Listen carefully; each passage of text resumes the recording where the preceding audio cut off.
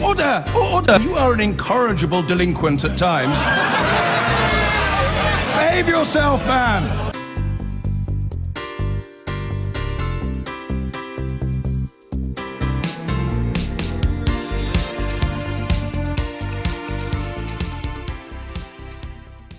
MPs should be banned from using taxpayers' money to pay their spouses or relatives to work for them. That's what the Independent Parliamentary Standards Authority, or IPSA, as it is known, has ordered, and it has caused, predictably, a row. Sir Roger Gale is the Conservative MP for Thanet North, whose wife, Susie, has worked for him, running his constituency office for many years, and he is on the line. So is Ruth Evans, who chairs the Independent Parliamentary Standards Authority.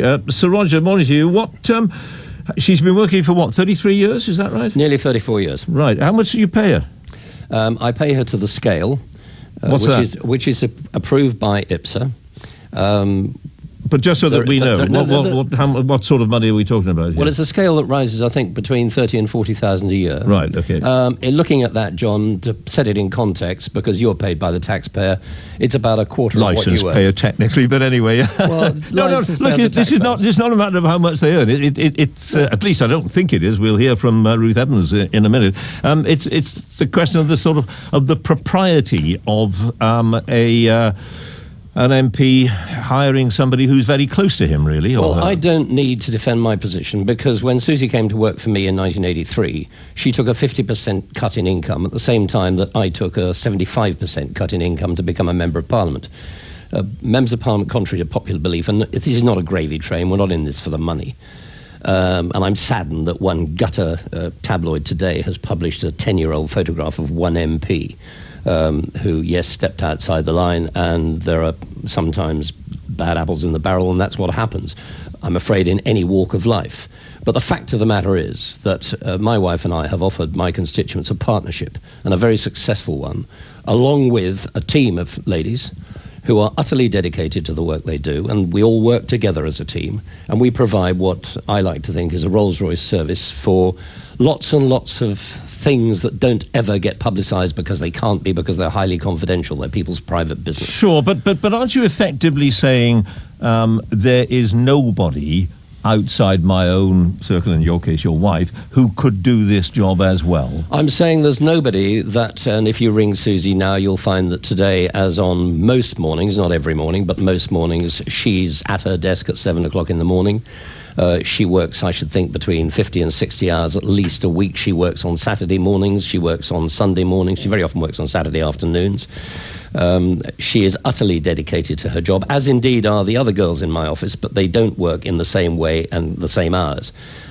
Together, they do a very, very good job. I know that if I'm away on parliamentary business, and I am quite often these days because I have to be, because of my responsibilities, not just in the United Kingdom, but in Europe as well, Susie will deal with all sorts of things. She knows what I think, she knows what I'll say, she knows what I want done. She will go and visit constituents if necessary, if they're in distress, as indeed will the other girls, I have to say. You can't find, and you won't find, people who will do the job that way. And there's the other aspect of it. The thing is, have you tried? I mean, or did you? Well, I've not needed to try, because I. But that's the point, isn't it? Really, I was fortunate enough to be married to a woman who, first of all, was a fully qualified professional political agent. She was also, at the time, and still is, of course, a highly qualified proper secretary, one that used to be able to take shorthand, although nobody uses that anymore.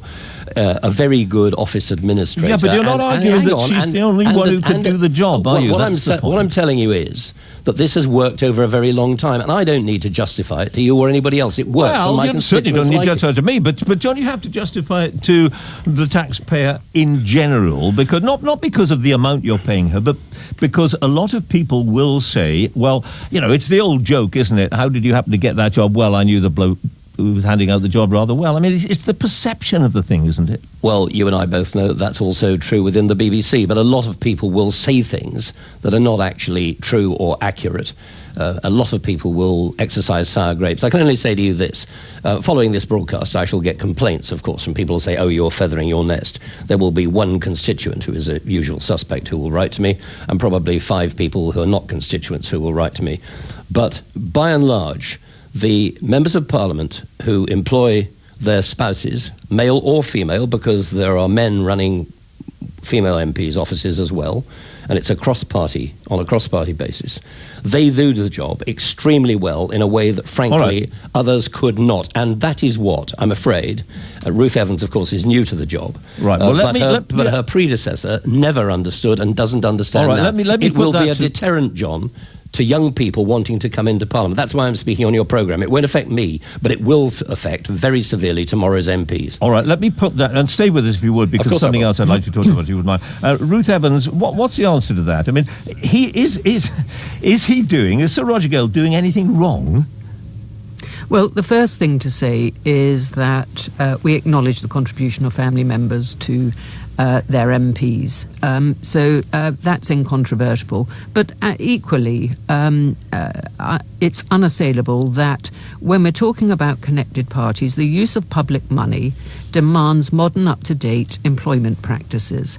And everybody knows, both in the public and the private sector, that this leads to healthier workplaces, and it encourages fair and open recruitment competitions, which encourage diversity in the workplace. But there's no suggestion that in the case of Sir Roger, he's not been challenged for a start, has he? He personally, employing his wife, hasn't been charged, apart from, he says, one constituent. But there isn't a problem that is manifest, is there? You see a potential problem, but it's difficult to find examples of where it's gone badly wrong, isn't it?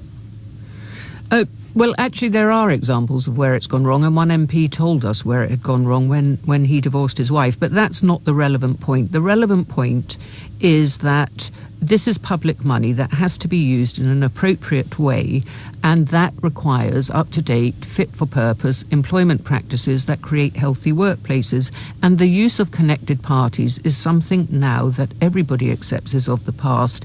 Other legislatures, including Australia, Canada, New Zealand and Scotland, also feel the same. And I think the main issue is that the notion that trust can only come from a family member will sound quite bizarre to people who are travelling to work not today, just trust, it's in commitment, isn't it? In important roles and commitment. You tell a builder on a building site, or a nurse or a doctor or a policeman, that they need to have a family relationship with their fellow workers in order to be able to ensure confidentiality, to be able to ensure commitment and hard work. I think you'll find that they have a different answer. All right. And we have to reflect the mores of today's society. All right. Well, thank you for that. Sir Roger, let me go back to you on another thing, the story that's broken in the last half hour. You'll know about it. Of course, the Conservatives have been fined £70,000 by the Electoral Commission for breaching election well, like you, John, of course, I don't detail because I haven't seen the report. What I do find astonishing is the timing of this, because, of course, we know that a number of cases have been referred to the Crown Prosecution Service.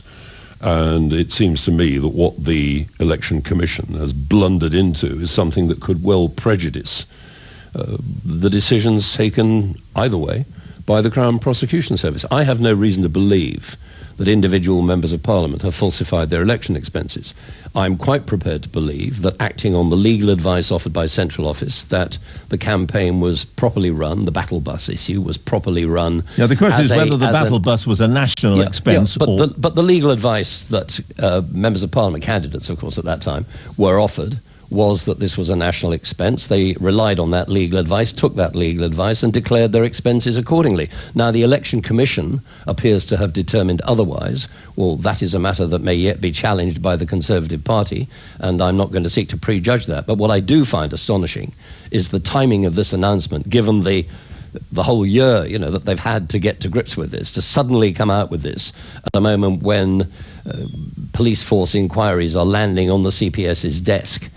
Seems to me to be quite astonishing. All right, well, we'll have to end it there. We'll try and get someone else to talk about it during the course of the programme. Sir Roger Gale and Ruth Evans, thank you both very much.